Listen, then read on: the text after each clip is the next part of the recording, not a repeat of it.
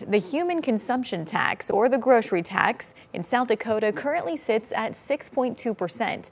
But yesterday, over 25,000 petition signatures to repeal 4.2% were turned into the Secretary of State. And KELOLAND's Carly Phillips joins us now to talk us through this potential impact. Good evening, Carly. Good evening, Don and Bridget. South Dakota remains one of the last 2 states in the country that has a full tax rate on groceries. Some say repealing it would help families who face food insecurity, but others worry about the legal issues that might come along with it. 90,000 South Dakotans face food insecurity, according to Feeding South Dakota.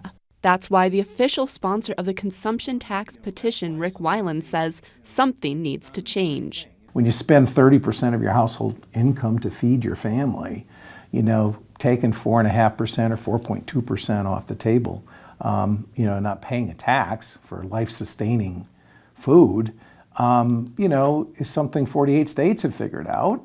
You currently pay a tax of 6.2% on groceries in South Dakota.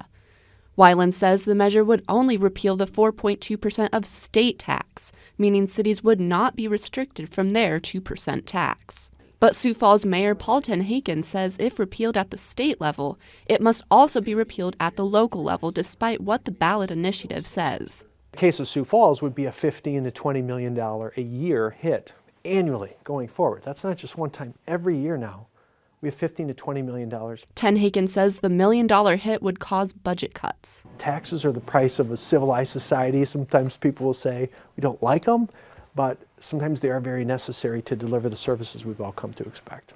But Weiland stands confident voters will support the initiative this fall. Our founding fathers put this referendum idea into the Constitution of our state, and it allows us to pass laws through citizen-driven efforts. If approved, the measure would not prohibit tax collection on prepared food or alcoholic beverages. Mayor Tenhaken says there's still some gray area of what defines a consumable in this case. The Attorney General's official statement on the possible ballot measure says judicial or legislative clarification will be needed. All right, thanks, Carly.